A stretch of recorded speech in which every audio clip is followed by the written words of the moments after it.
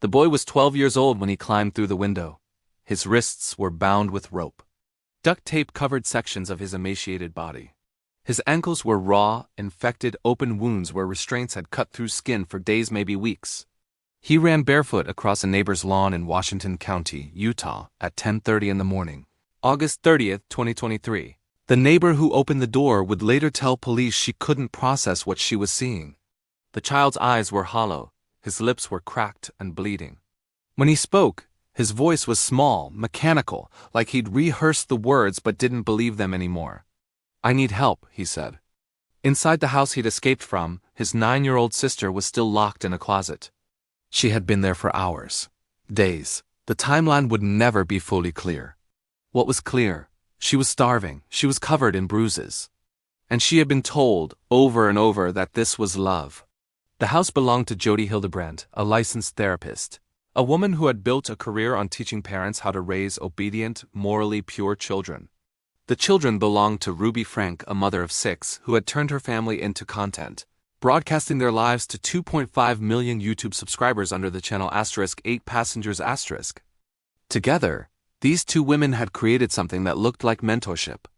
What it actually was, a slow-motion psychological collapse that ended in torture, starvation, and a 911 call that would unravel everything. This is the story of how a parenting influencer and a therapist became co-conspirators in one of the most disturbing child abuse cases in recent memory. This is the story of Ruby Frank and Jodi Hildebrandt. And this is the story of what happens when ideology, isolation, and control are disguised as salvation. Ruby Frank didn't start as a monster. She started as a mother who wanted to do things right. She was raised in a devout Mormon household in Utah, married young to Kevin Frank, and by her early 30s she had 6 children: Shari, Chad, Abby, Julie, Russell, and Eve. She homeschooled them. She structured their days with rigid schedules, strict rules, and an unshakable belief that discipline was the foundation of love. To the outside world, she looked like the kind of mother who had it all figured out. In 2015, she launched *8 Passengers* on YouTube. The channel was simple at first. Daily vlogs documenting the chaos and charm of raising 6 kids. Ruby was the anchor, calm, composed, always in control. The videos showed morning routines, family dinners, road trips, and birthday parties. Viewers loved it. They saw a family that seemed functional, happy, and aspirational. Ruby's subscriber count grew rapidly. By 2020, *8 Passengers* had over 2 million followers. But beneath the surface, something was shifting. Ruby's parenting philosophy had always leaned strict. She believed in natural consequences. She believed children needed to learn accountability, even if it hurt. In one video, she explained that she refused to bring her 6-year-old daughter lunch at school after the child forgot it at home. She learned, Ruby said, smiling into the camera. In another, she described taking her son's bedroom away for 7 months as punishment for a prank. He slept on a beanbag in the hallway. Ruby framed it as a lesson in responsibility. The comment section began to split. Some parents praised her for refusing to coddle her children. Others were disturbed. The line between discipline and cruelty was starting to blur. Then, in 2020, Ruby met Jodi Hildebrandt. Jodi was a licensed clinical mental health counselor who ran a program called *Connections Classroom*. On the surface, it was a self-help and parenting coaching service rooted in principles of accountability, truth, and emotional honesty. Jodi's messaging was sharp, confident, and absolute. She spoke in certainties. She told parents that children were manipulative by nature. She told them that love without boundaries was enabling. She told them that if a child was struggling, it was because the parents had failed to hold them accountable. Ruby was drawn to her immediately. At the time, Ruby was struggling. Her oldest daughter, Shari, had become increasingly vocal about the strict rules in the Frank household. She had started pushing back, questioning her mother's authority. Ruby felt like she was losing control. Jodi offered something Ruby desperately needed: validation. Jodi told Ruby that she wasn't too strict, she wasn't strict enough. Jodi told her that the world was full of people who would try to undermine her authority, and that the only way to protect her children was to hold the line, no matter what. Ruby began attending Jodi's workshops. She enrolled in private sessions. She started parroting Jodi's language in her videos. Distortion, truth, accountability. She stopped smiling as much. Her tone became colder, more clinical. The warmth that had once defined *8 passengers* began to evaporate. By 2021, Ruby had moved her family into Jodi's orbit entirely. She stopped filming with Kevin. She stopped including her older children in videos. She began spending more and more time at Jodi's home in Evans, Utah, a large, isolated property surrounded by desert. Ruby's youngest children, Russell and Eve, went with her. Kevin stayed behind. The separation wasn't officially announced, but viewers noticed. Kevin disappeared from the channel. Ruby's wedding ring disappeared. When asked about it, Ruby was vague.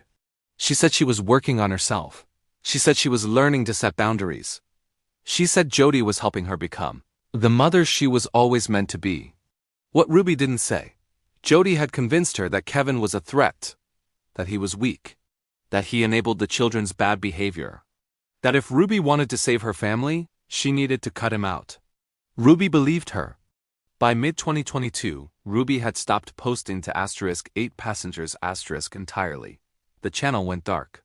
Subscribers were confused, then concerned, then alarmed. Shari, Ruby's oldest daughter, who had since moved out and cut contact with her mother, began posting cryptic messages on social media. She hinted that something was very wrong. She said her siblings were in danger. She begged people to pay attention. No one knew how bad it had already become. Inside Jodi Hildebrandt's home, reality was being rewritten. Ruby had moved in with her two youngest children, Russell and Eve. Sometime in early 2023, the exact timeline is murky. Ruby stopped communicating with extended family, stopped responding to texts, stopped appearing in public. Jodi had convinced her that the outside world was full of distortions, that people who questioned Ruby's parenting were trying to sabotage her, that the only safe place was here, with Jodi, where truth could be spoken without interference. Ruby accepted this. She had to. By this point, Jodi wasn't just her mentor, she was her entire support system. Ruby had no job, no income, no husband, no friends outside of Jodi's circle. She was financially dependent on Jodi, emotionally dependent, psychologically dependent. Jodi had isolated Ruby so completely that Ruby no longer had a framework for reality outside of what Jodi told her. And what Jodi told her was this: the children were possessed, not metaphorically, not symbolically, possessed. Jodi explained that Russell and Eve were exhibiting signs of demonic influence. They were lying, they were manipulating. They were testing Ruby's authority because they were being controlled by evil. The only way to save them, Jodi said, was to break them down completely. To strip away their pride, their defiance, their sense of self, to make them humble, to make them obedient, to make them pure. Ruby believed her. The punishments began small. Withholding meals, extended timeouts, forced physical labor in the desert heat. But they escalated quickly. Russell, who was 12, was made to stand outside for hours in the sun without water. He was forced to carry heavy rocks back and forth across the property. When he complained, he was told he was being selfish. When he cried, he was told he was being manipulative. Eve, who was 9, was locked in a closet, sometimes for hours, sometimes overnight. She was told she was being given time to reflect on her distortions. She was told that if she wanted to come out, she needed to confess her sins. She was told that her suffering was an act of love. Ruby participated. She held the children down when they resisted. She tied the ropes. She applied the duct tape. She stood by while Jodi delivered sermons about repentance and purity. Ruby had convinced herself that this was necessary, that this was what good mothers did, that if she didn't do this, her children would be lost forever. Jodi recorded some of it, not for evidence, for teaching. She planned to use the footage in future *connections workshops as examples of accountability in action. She believed she was documenting a breakthrough. The children stopped eating regularly. Their bodies began to waste. Russell's wrists became infected from the restraints. Eve developed sores on her legs from sitting in her own waste in the closet. They were given lectures about how their bodies were lying to them, that hunger was a distortion, that pain was a test. Ruby's other children, the ones who weren't living with Jodi, had no idea. Kevin had been told by Ruby that Russell and Eve were in a safe place and that he wasn't allowed to contact them. He complied. He didn't push. Later, he would say he was afraid of losing access to all of his children if he challenged Ruby. Later, he would say he didn't know. But Shari knew something was wrong. She had been trying to get anyone to listen. She filed reports with local authorities. She posted on social media. She begged family members to intervene. But Ruby was an adult. The children were technically in her custody. And without concrete evidence of abuse, there was nothing law enforcement could do. Until August 30th, 2023, until Russell climbed out of a window and ran. A neighbor who called 911 couldn't stop her hands from shaking. She had opened her door to find a child who looked like he had been held captive. His arms were covered in duct tape. His wrists were bound with rope that had cut so deeply into his skin that the wounds were infected, oozing, discolored. He was skeletal. His cheekbones jutted out. His eyes were sunken. He asked for food. He asked for water. He asked her to call the police. She did. When officers arrived at Jodi Hildebrandt's home, they found Eve in a closet. She was malnourished, dehydrated, and covered in bruises. She didn't cry when they opened the door. She didn't speak. She just stared. Ruby and Jodi were arrested on the spot. Both were charged with 6 counts of aggravated child abuse. The evidence was overwhelming. Medical exams revealed severe malnutrition, untreated infections, and signs of prolonged physical restraint. Investigators found journals in Jodi's home pages and pages of notes documenting the treatments the children had undergone. Jodi had written about the children's demons. She had written about the need to break their pride. She had written about how much they were learning. Ruby's journal was worse. In her own handwriting, Ruby had documented the punishments in clinical detached language. She described withholding food as teaching accountability. She described tying Russell's wrists as necessary intervention. She described Eve's time in the closet as reflection time. She never once used the word abuse. She never once questioned what she was doing. She had convinced herself it was love. During the investigation, psychologists who reviewed the case noted the hallmarks of coercive control. Jodi had systematically isolated Ruby from her support network, redefined her sense of morality, and created a closed belief system in which abuse was reframed as salvation. Ruby had been indoctrinated. She had been manipulated. But she had also participated. She had made choices. She had tied the ropes. She had locked the doors. The question that haunted investigators: where was the line between victim and perpetrator? Kevin Frank filed for divorce immediately. He released a statement saying he had been kept in the dark about the abuse and that he was devastated by what had happened.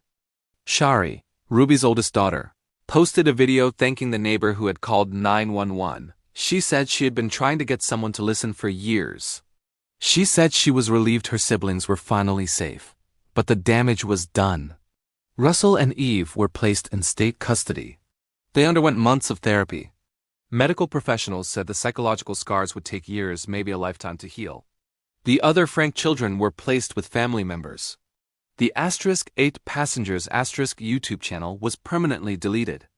In December 2023, both Ruby Frank and Jodi Hildebrandt pleaded guilty to 4 counts of aggravated child abuse. Ruby's attorney argued that she had been manipulated by Jodi, that she had been in a vulnerable state, and that Jodi had exploited her. Jodi's attorney argued that she genuinely believed she was helping the children, that her methods were rooted in her professional training, and that she had no intent to harm. The judge didn't buy it. In February 2024, both women were sentenced to 4 consecutive terms of 1 to 15 years in prison, the maximum allowed under Utah law. At sentencing, Ruby read a prepared statement. She said she took full responsibility for her actions.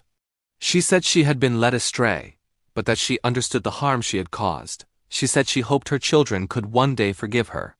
Eve and Russell were not in the courtroom. Jodi Hildebrandt did not speak. The case sent shockwaves through the parenting influencer community. Other momfluencers scrambled to distance themselves from Ruby. Some deleted old videos. Some issued statements condemning her. Some quietly rebranded. The broader conversation shifted. How much of what we see online is performance? How much is real? And how do we know when discipline crosses into abuse? But the deeper question, the one that still lingers, is about Jodi. Jodi Hildebrandt had been a licensed therapist for nearly 2 decades. She had worked with families, with children, with vulnerable people. She had built a business on the idea that she could help people find truth, and yet she had used that authority to justify torture. She had used her credentials to legitimize cruelty. She had convinced a mother that starving and restraining her children was an act of love. How many other families had she worked with? How many other parents had she influenced? How many other children had been subjected to her methods before Russell climbed out of that window? The state of Utah launched an investigation into *Connections Classroom*. They found that Jodi had been operating without proper oversight for years. They found complaints that had been filed and ignored. They found other families who had cut contact with Jodi after becoming uncomfortable with her methods, but who had never reported her because they didn't think anyone would believe them. Ruby's case became a catalyst. New legislation was introduced to regulate family counseling services. Social media platforms began implementing stricter policies around content involving children. Advocacy groups called for greater scrutiny of influencers who monetize their families. But for Russell and Eve, none of that mattered. They were safe. They were healing. But they would never get back the months they spent in that house. They would never forget the closet, the ropes, the hunger. The voice telling them it was love. In late 2024, a documentary series titled *Ruby and Jodi, A Cult of Sin and Influence* was released. It featured interviews with family members, former clients of Jodi's, and experts in coercive control. It explored how two women, one a therapist, one a mother, had created a closed system of beliefs so distorted that torture became doctrine. The final episode ended with a question. How many other Jodis are out there? How many other Rubies? And how many children are still waiting for someone to open the door? There's a recording from the 911 call that was never released to the public. The dispatcher asked Russell how long he had been tied up. He paused, then he said, "I don't know. I stopped counting." He was 12 years old. If you want more psychological true crime narrations like this, subscribe for the next case.